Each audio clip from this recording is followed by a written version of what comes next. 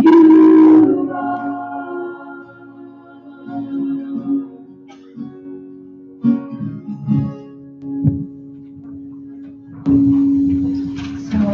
This morning we were talking about David with our church. We did a little devotion before practice today. We were talking about King David, and we were looking at the Psalms, and so many of the Psalms are written by King David. David calling out to God and saying, God, I'm going to love you no matter what. We were just talking about how King David was, he's known as a man after God's own heart. What an amazing thing to be known thousands and thousands of years after you live, that was a man after God's own heart. But you look at David, he wasn't really as a human, he was very flawed. He wasn't this perfect person. He wasn't somebody that you look at the Bible and you're like, oh yeah, there's barely anything he ever did wrong. David made such huge mistakes, and he was a murderer and an adulterer, and you're like, why is he a man after God's own heart? How is it that David is lifted up as this person? There were other people in the Bible that sinned way less than David. But the thing about David is he loved God, and he had such a relationship with God, and he talked to God all the time. And that's what God wants from us. He just wants us to talk to him and to have a relationship with him, and to just cry out to him and to be open to him. And that's all God wants for us. He doesn't want our perfection because we don't have it. He just wants us to come to him and to love him. And so just think about that as we're singing, and just give God all your love today.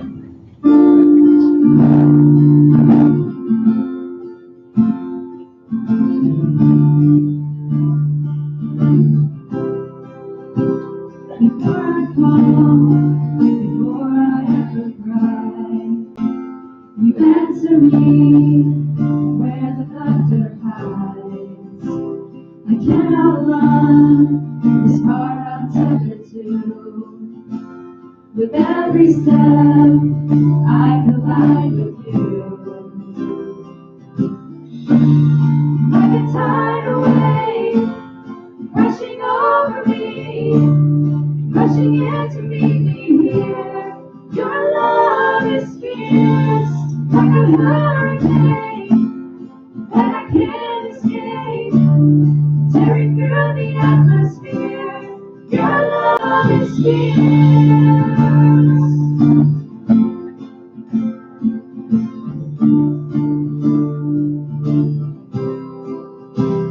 You cannot fail.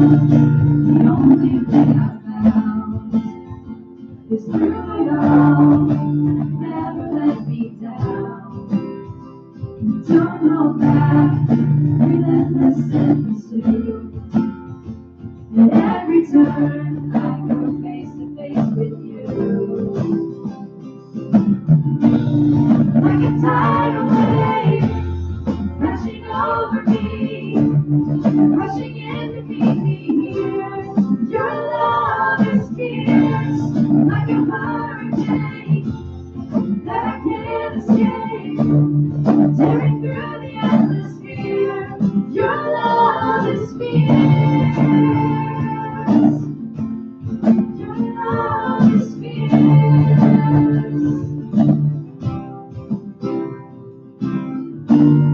You chase me down, you seek me out. How could I be lost when you have caught me found? You chase me down, you seek me out. How could I be lost when you have caught me found? You chase me down, you seek me out. How could I be lost when you have caught me found? Like a tidal wave, rushing over me, rushing in to meet me here. Your love is fierce, like a hurricane that I can't escape, tearing through the atmosphere. Your love is fierce. Your love is fierce.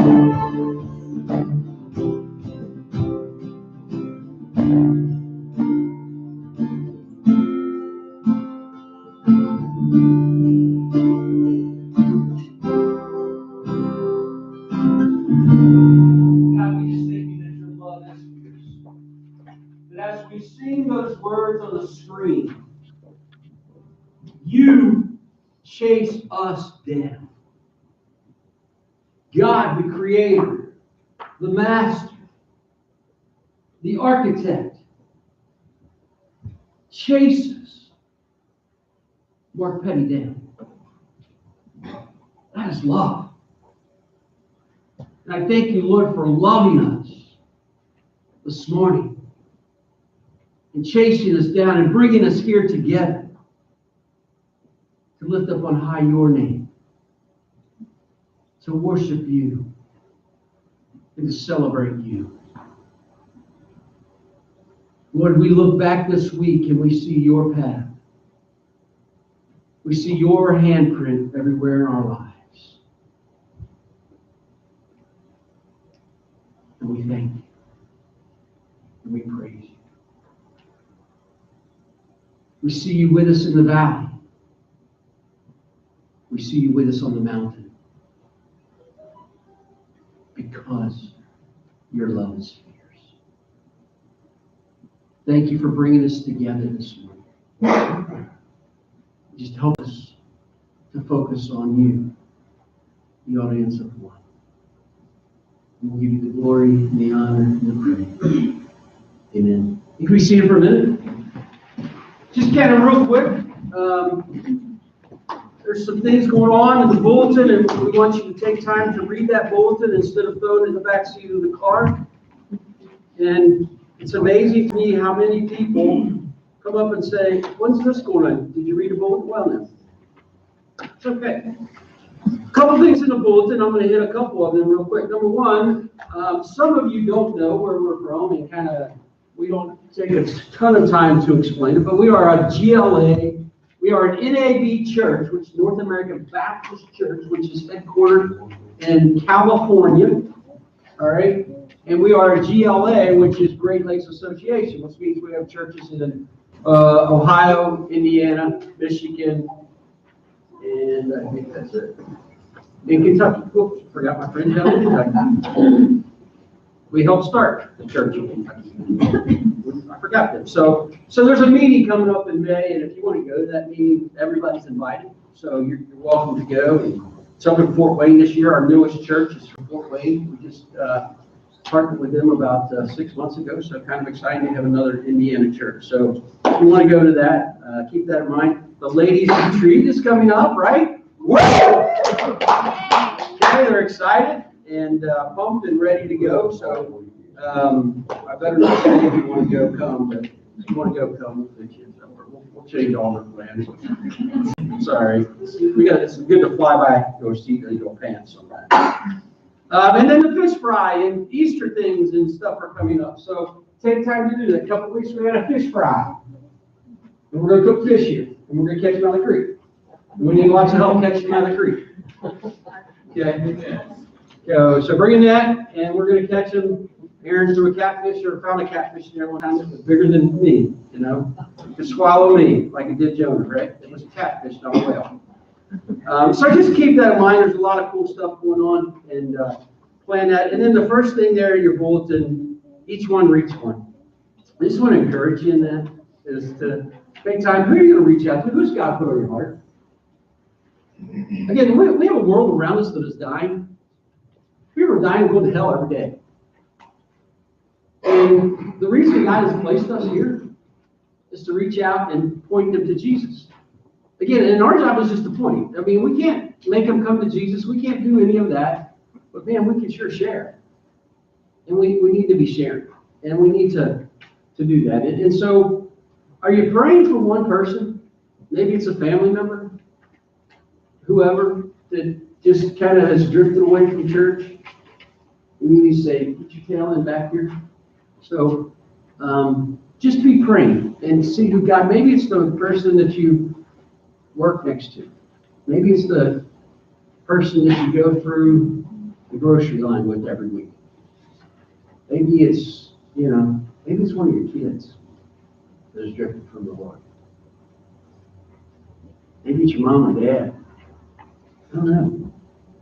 But think about who I can reach out and who I can touch and say, hey, I just want to invite you. Because again, Easter is the number one time people come to church. So keep that in mind. And then the greatest news, a great thing happened this week. What happened? The greatest thing that happened this week. Pressure on me. Nobody knows. Who you lost?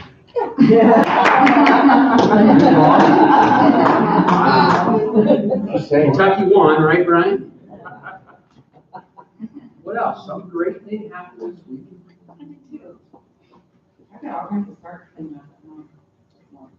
Okay, that's good. What's the greatest thing that happened this week? I am just shocked. I'm devastated. Y'all know. In the 11 won opening night. Yeah, One up. By the other team, you can go. On our own goal. That's okay. Game's game. We win, right? We win. So that's all that matters. So we got to go to the game with Juan and Amanda and what's that? And so in the 11, woo! That's my exciting thing. I'm a soccer fan. Can you tell? That's great news. And we won. So we're going to worship again. We're going to stand and worship and kind of take an offering here in a minute and then change things up a little bit.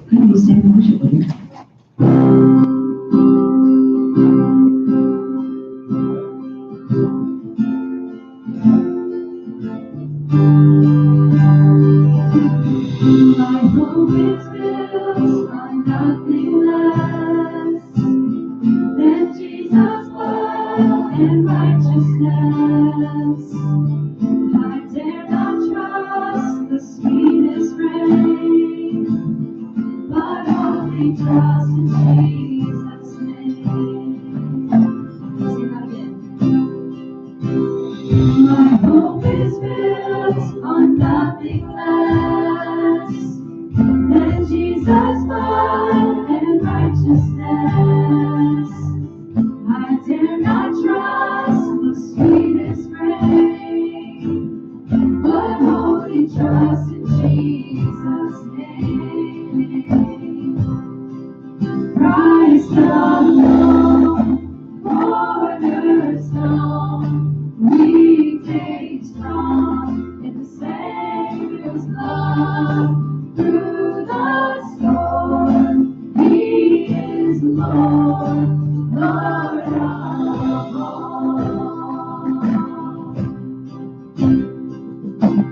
When darkness seems to hide His face, I rest on His unchanging grace. In every high and stormy gale, my anchor holds within the veil. Christ alone, cornerstone, weak made strong in the Savior's love. Through the storm, He is Lord, Lord of all. When He shall come with trumpet sound, oh, may I then in Him be found, dressed in His righteousness alone, dauntless to stand before the throne. Christ alone, cornerstone, weak made strong in the Savior's love. Through the storm, He is Lord, Lord of all.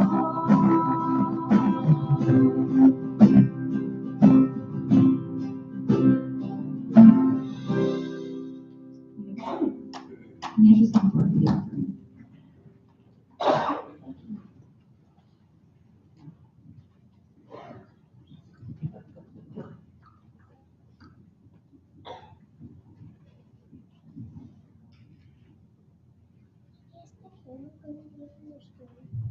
Father, we just want to thank you for this day, Lord. Thanks for all the many gifts you blessed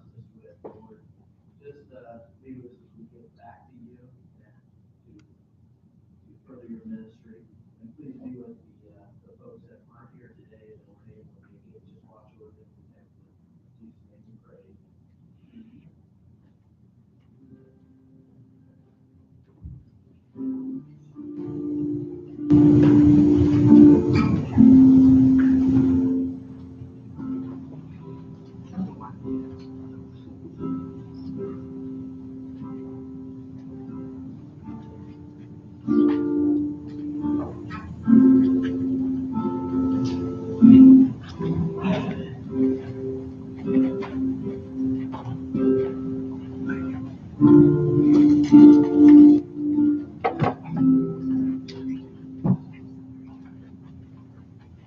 All right, kids can head out. They want, they can come back in a little bit, see? No. Yep, you get to come back. Thanks. That was my sermon. They were hoping I lost it.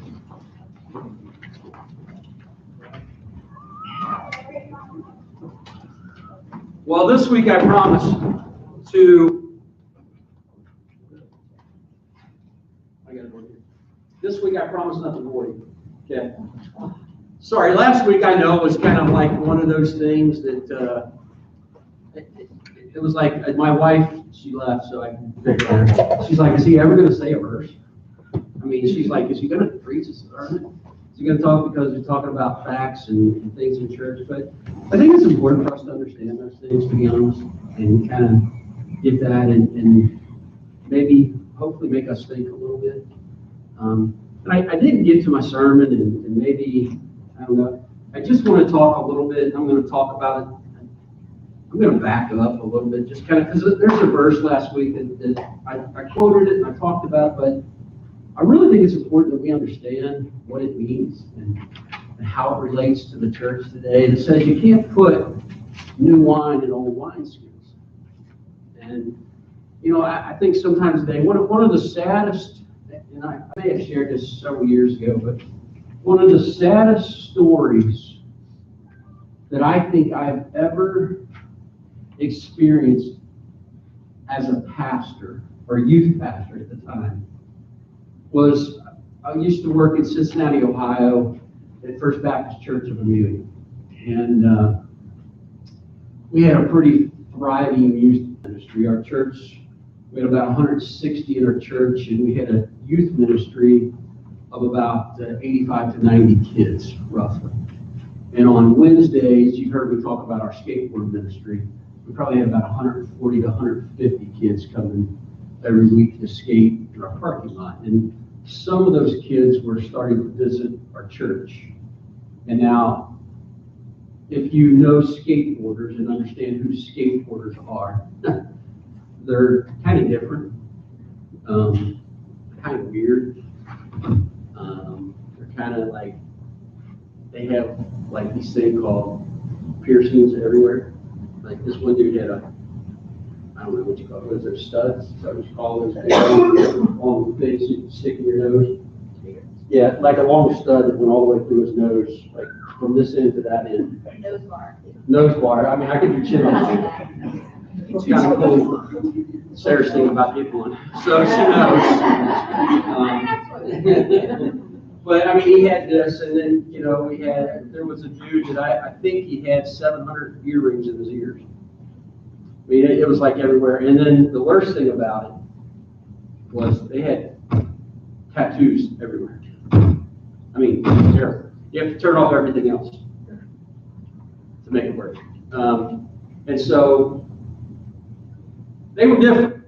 And they had long hair and pink hair and purple hair and blue hair and green hair and orange hair and you name it, they had it. And they were crazy. I mean, seriously crazy. I was sharing with our kids, and I tried it once and I quit after one time. We actually tried to jump a car off of a skateboard in the parking lot. Now they were good. I missed, okay? It was not good. But I tried it at least. I wanted to try it. It's cool because the skateboard goes underneath the car and this dude landed it on the other side. I mean, that's pretty awesome skateboarding. And I tried that and I quit after I made it to the middle of the hood. not the whole way. But we're sitting in the office one day at the church, and we have a secretary who's, at the time, she was an older lady, she was probably 80 years old. And then we had a cleaning lady who was younger, 50 years old, but they had both grown up at that church. That was their church.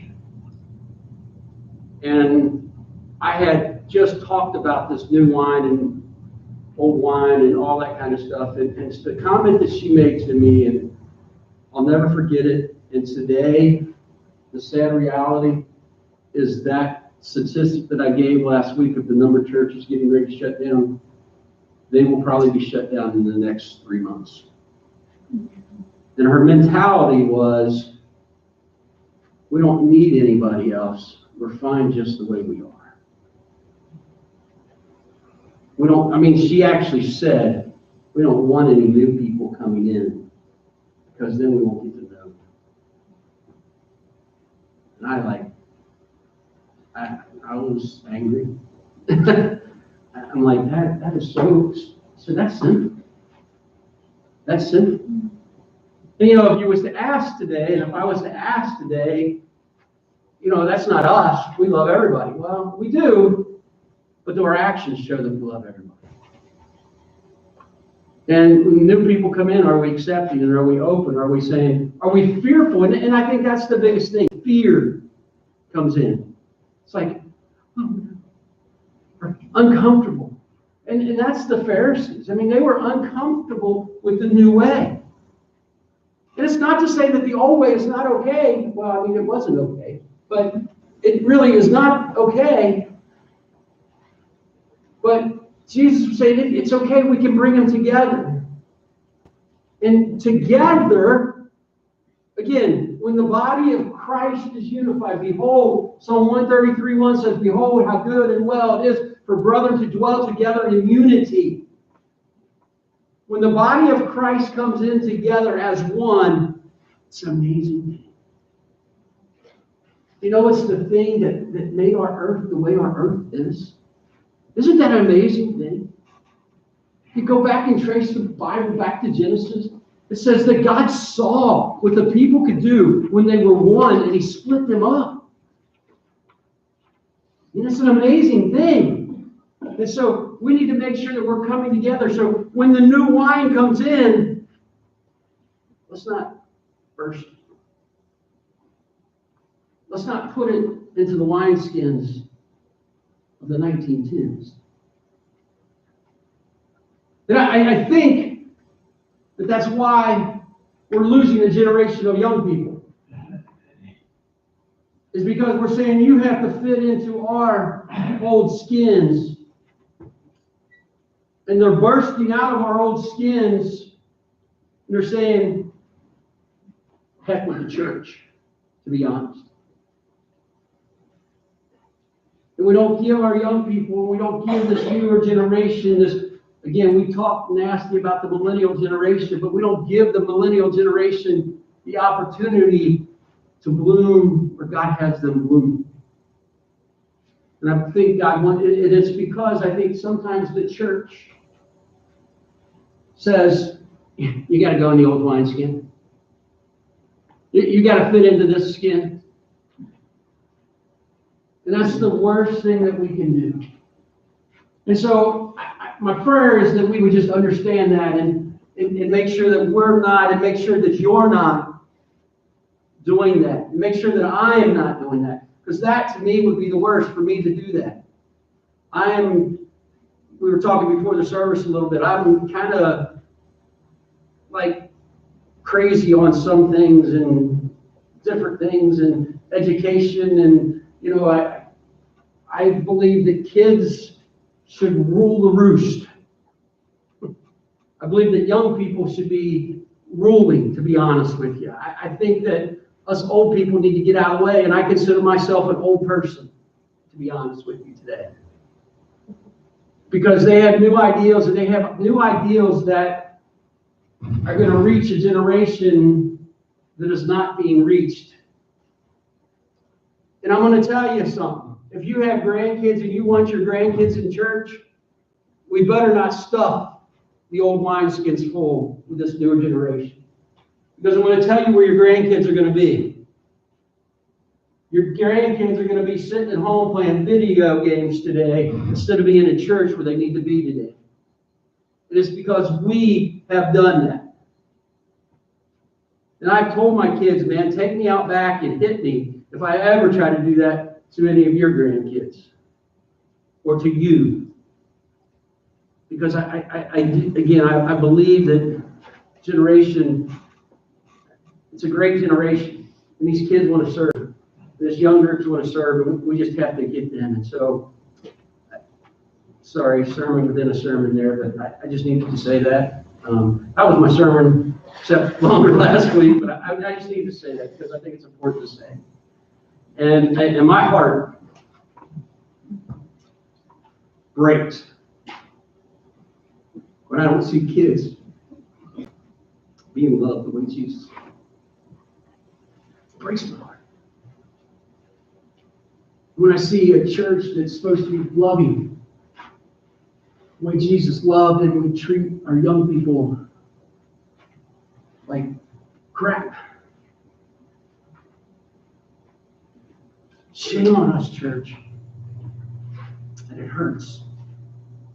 And so, let's love them. Again, I know some of you like, the kids are going, I don't have to deal with this, but you're going to have grandkids. All of you. You hope, right? I mean, I'm praying for grandkids. My kids, I don't know if it's ever going to happen. But, you know, I may be long gone before my grandkids come, but I don't know. Hoping Logan kind of, you know, since he's out of school a year or two, and he's the only one that's got a chance, I think. The rest of them, I don't know. But it's like I'm putting all my hope in Logan back there because at least he's had a girlfriend for like 2 or 3 years. So that's the good thing. The rest of them, it's like, geez, I'm in trouble. But, you know, and so I've adopted grandkids. And the worst thing in the world, and Sandy would tell you, in that if one of her grandkids, if she sees them slipping away from church, that would be the worst thing in the world. I just can't imagine that. And yet we're seeing that every day in the church. And I think I really do. I think it's because we're trying to stick new wine. Hey, and they're weird. Bethany's strange. Yeah, amen. Lynn is strange. Peyton is strange. Right? Those two are strange. Are they strange? They're strange. Are they strange? John, those two kids next to you now? Pretty normal. We keep eating check. I'm strange. Well, then we know that's strange if they're keeping you in check. So I know those two boys over there are strange, right? I mean, the one boy wants to go see his girlfriend more than he wants to do anything else. I mean, video games have been overtaken by a girl. That's strange for a middle school boy. So they're different. But that's okay. That's okay. You were different too, believe it or not. Your parents thought you were strange. Some of you started hip-hopping in 60s rock and roll. Oh my goodness. Elvis Presley. Oh, Lord have mercy.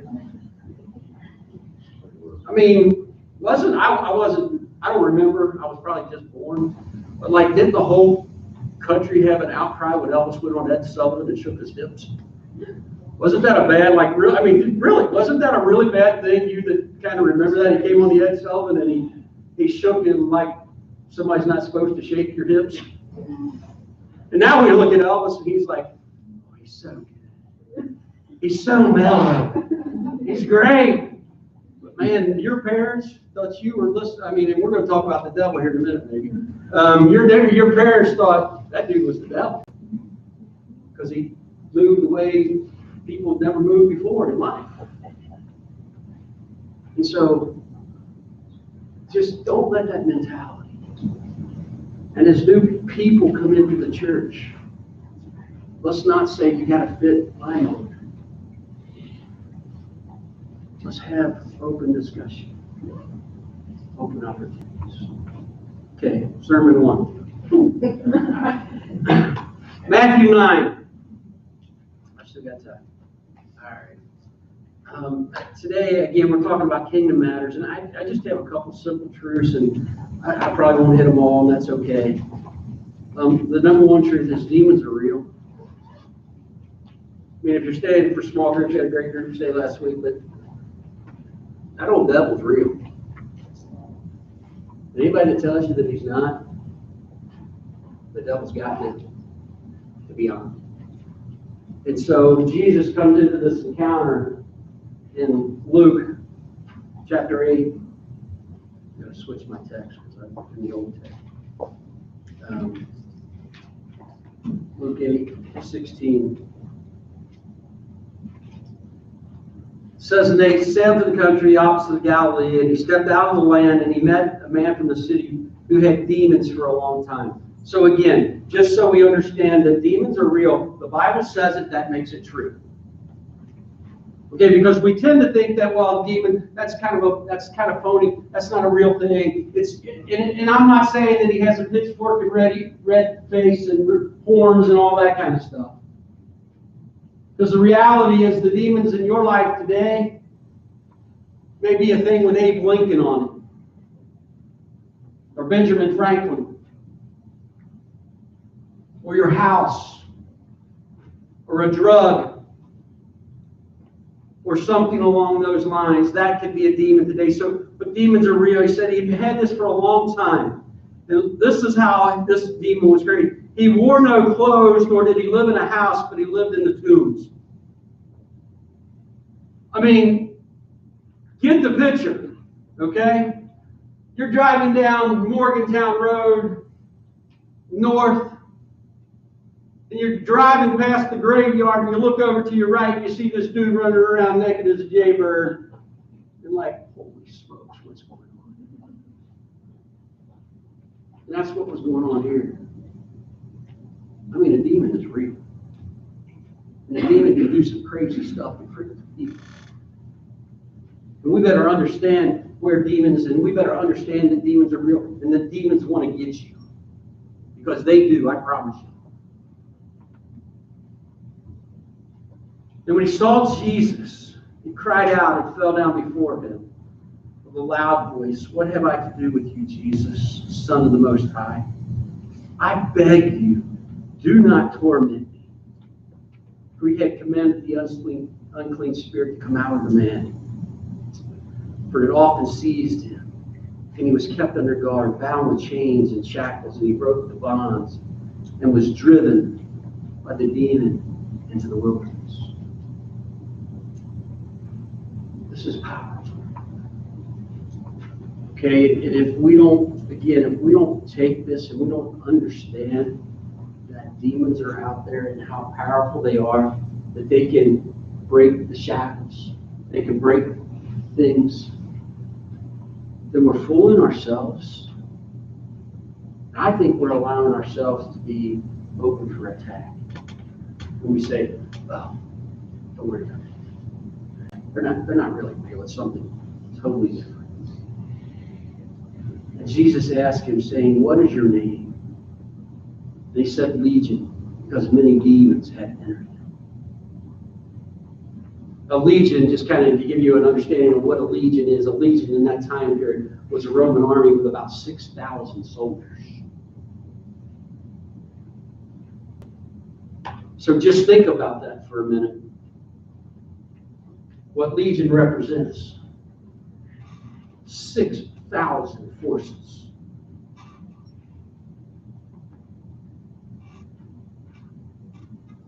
Now I heard of many swine were feeding there in the mountain, so they begged him that he would not permit them to enter them.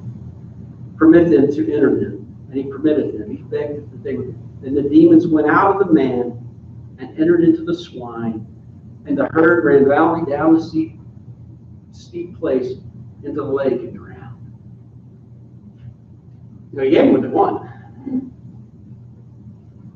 And just some things about demons there in your bulletin. It's just kind of there. Number one, that they're real. I mean, obviously, you understand that for you command the spirit to come out. Number two is they were fearful of the presence of God, and they knew the presence of God. I mean, catch that. The demons, they knew that God was in the house. They knew that Jesus was there. I mean, they didn't wait. They came to him. And they knew that he was the Most High, and this was the demon. I don't believe this was the man. I believe this was the demon that was controlling and talking and doing all this. And that's how powerful these demons are that are out there today. They are powerful enough to control you if we're not careful. But they also understand the presence of God. So they were fearful of the presence of God. The demons were fearful of torment and judgments of God. I mean, again, we know how powerful God we serve when even the demons say, "Oh, don't torment me."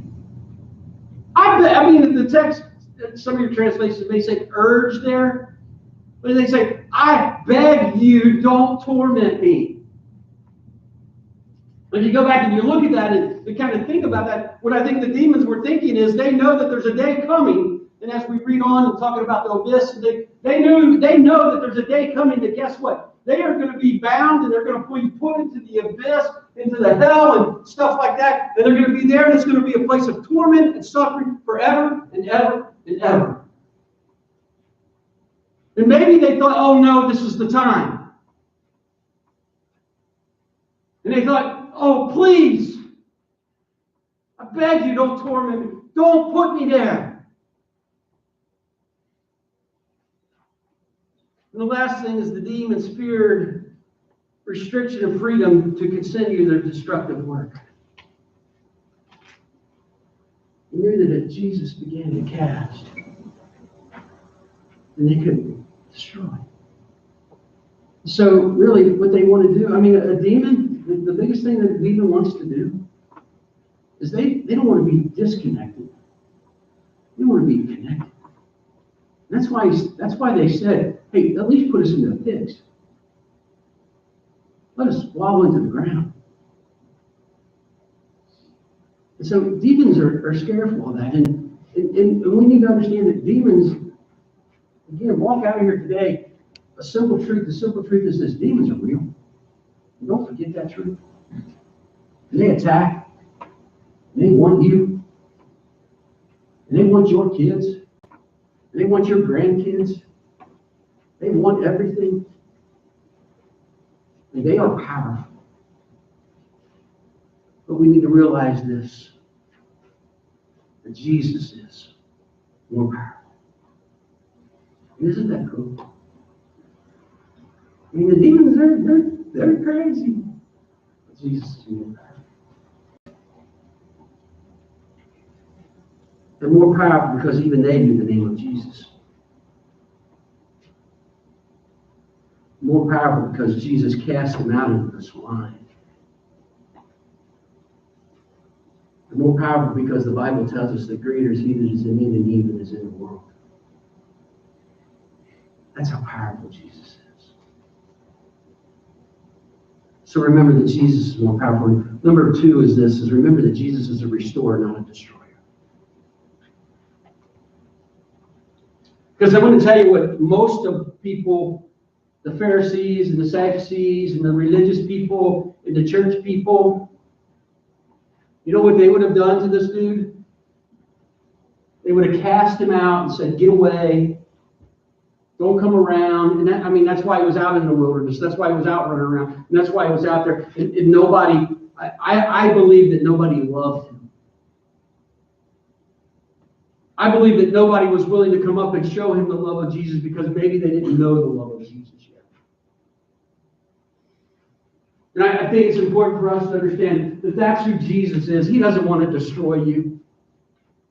I mean, we learn that they're fearful of him and he is to be feared and Jesus is to be feared. That's kind of the next one there. But Jesus came to restore, not to destroy. I mean, even in the garden, that's what he said. He said, I come to peace. I haven't come to fight. It's real.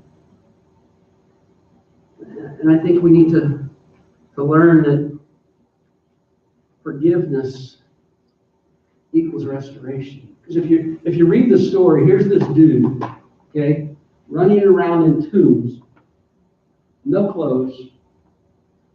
And as you read the rest of the story, here's this dude, clothed, sitting at the feet of Jesus, listening and learning, being restored. Not being a social outcast. Not saying, oh, you're dead. Not saying you're an alcoholic. Not saying you got an addiction.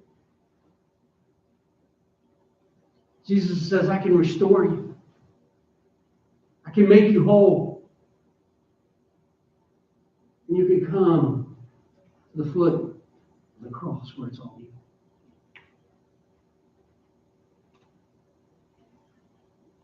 I mean, here's a town that, again, you read the story, that here's a town that feared Jesus.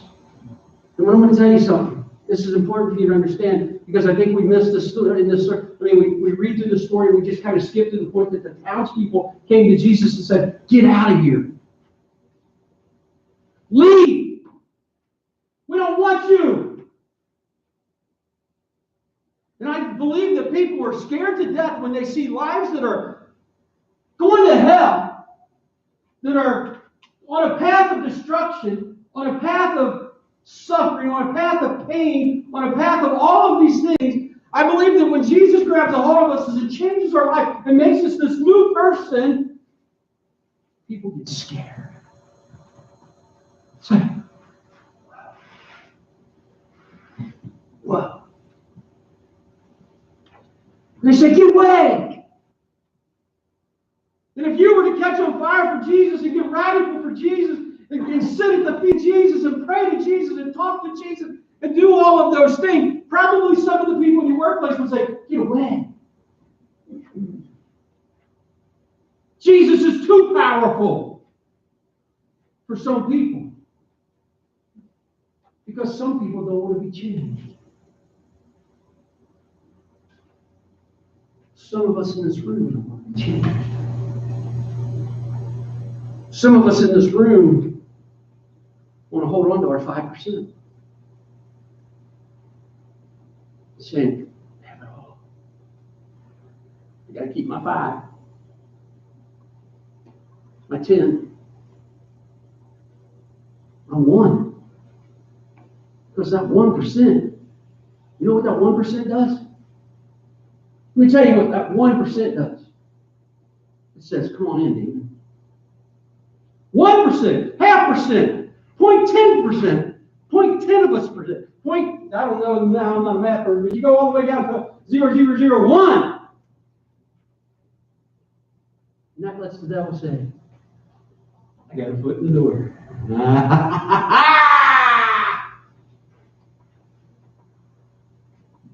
Jesus came to restore. Jesus is feared. And the last thing is Jesus is praiseworthy. I mean, here's this dude that's changed, and what I love about Jesus, and what I want to say, and I think in the bulletin I put it in there, it's no mountaintop. Because that's what this dude wanted. And don't we all want that? I want to be on the mountaintop. He says, hey, Jesus. Because Jesus was getting ready to leave, and he was going out of town, and he's like, okay, I'm out. And this dude's going, I'm coming with you, man. I'm not leaving. Jesus says, no, you gotta stay. You gotta stay. You gotta stay. And tell the people. And show the people who I am. Yeah, I'd love to go live on the mountain. I'd love to go out there on the mountain and just hang out there all day. Me and God, that'd be awesome. Jesus says, no, you need to stay. He says, you know what you need to do? You need to go reach one. You need to go reach one.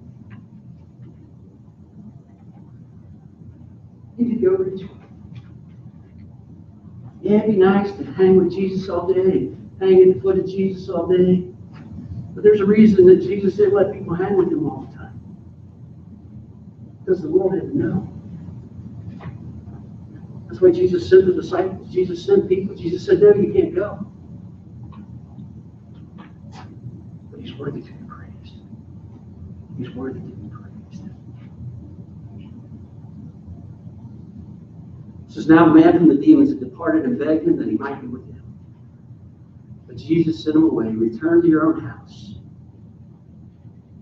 and tell them the great things God has done for you. And he went his way and proclaimed throughout the whole city what great things Jesus had done.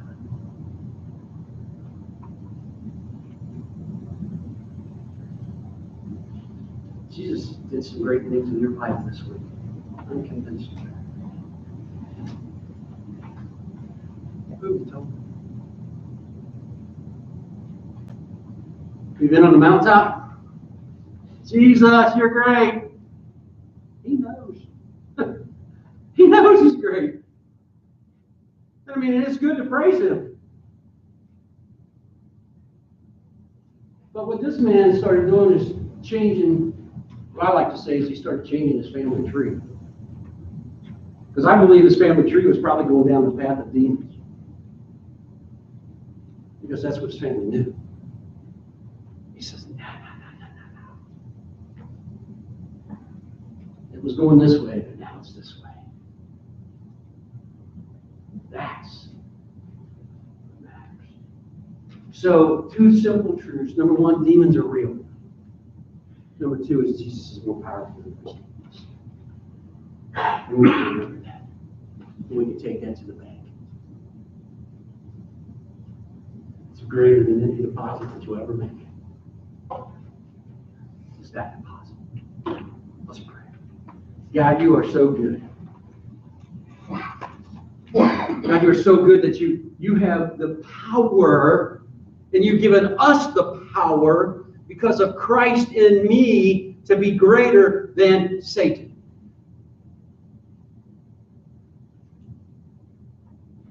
And Lord, I pray for the one in this room this morning that may have a demon just hanging on.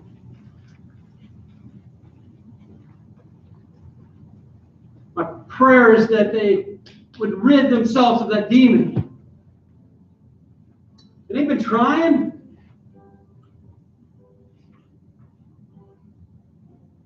But they're not calling on you, the greatest one. So let them have that today in their lives. Whatever it is. Whatever's going on. And we praise you. And we worship you because you are the most powerful. We pray these things in your Son's precious name. Amen. We're going to sing a couple more songs, just kind of mixing it up again. We still got 5 minutes. So don't think about time. Think about time. Let's just worship him. And you know, maybe you're sitting here today and you say, I got a demon. Man, there's something that's been in my life and I just can't get rid of it. I want you to know I'm here to pray with you, for you.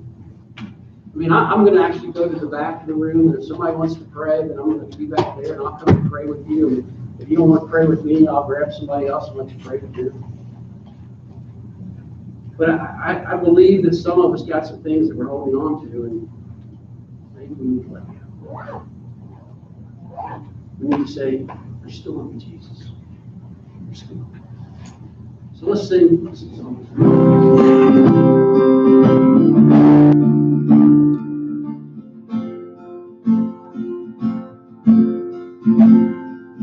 He's coming on the clouds, kings and kingdoms will bow down, and every chain will break, as broken hearts declare His praise. For who can stop the Lord Almighty?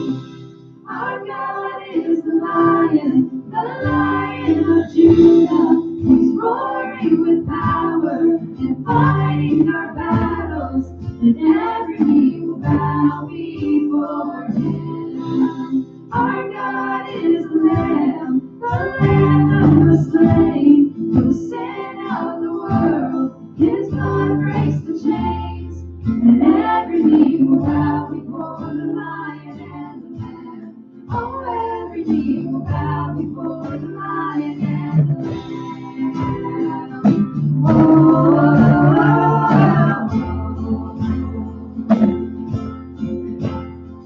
So open up the gates, make way before the King of Kings.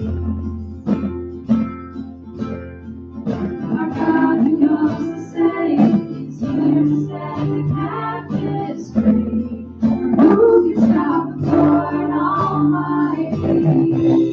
Our God is the Lion of Judah. He's roaring with power and fighting our battles, and every knee will bow before him. Our God is the Lamb that was slain for the sin of the world. His blood breaks the chains, and every knee will bow before the Lion and the Lamb. Oh, every knee will bow before the Lion and the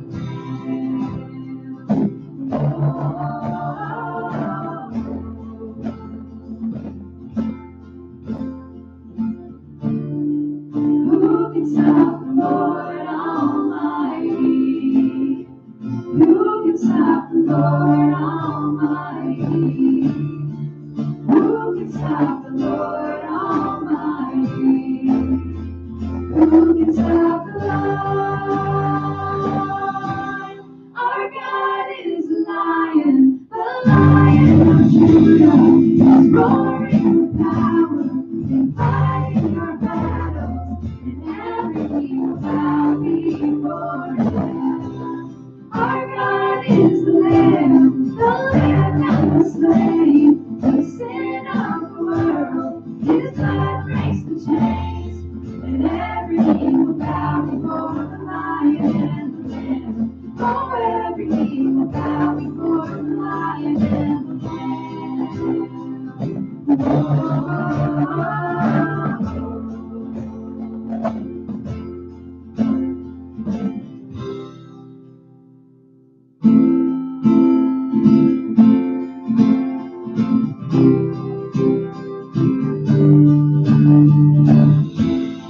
Nothing can separate, even if I ran away.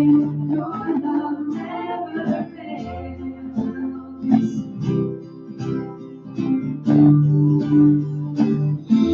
I know I still make mistakes, but you have the mercies for me every day.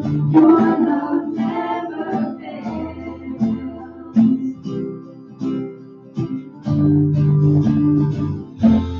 You stay the same through the ages. Your love never changes. The baby pain in the night, but joy comes in the morning. And when the oceans rage, I don't have to be afraid, because I know that you love me. Your love never fails.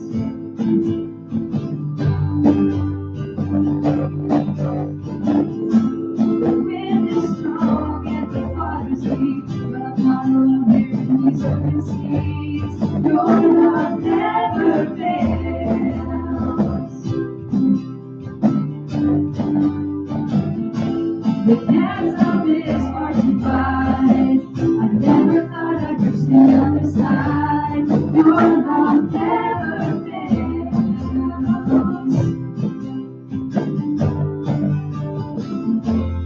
You stay the same through the ages. Your love never changes. There may be pain in the night, but joy comes in the morning. And when the oceans rage, I don't have to be afraid, because I know know that you love me. Your love never fails.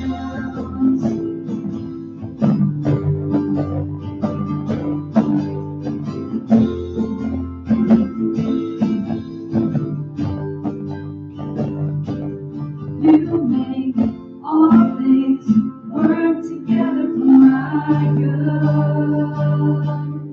You make all things work together for my good. You make all things work together for my good. You make all things work together for my good. Once again. You say the same through the ages. Your love never changes. The beauty pain in the night, but joy comes in the morning. And when the oceans rage, I don't have to be afraid, because I know that you love me. Your love never fails.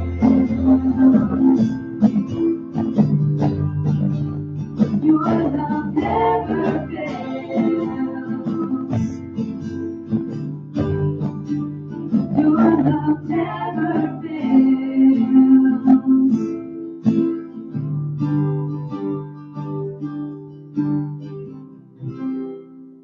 Lord, again, we just thank you that your love does never fail.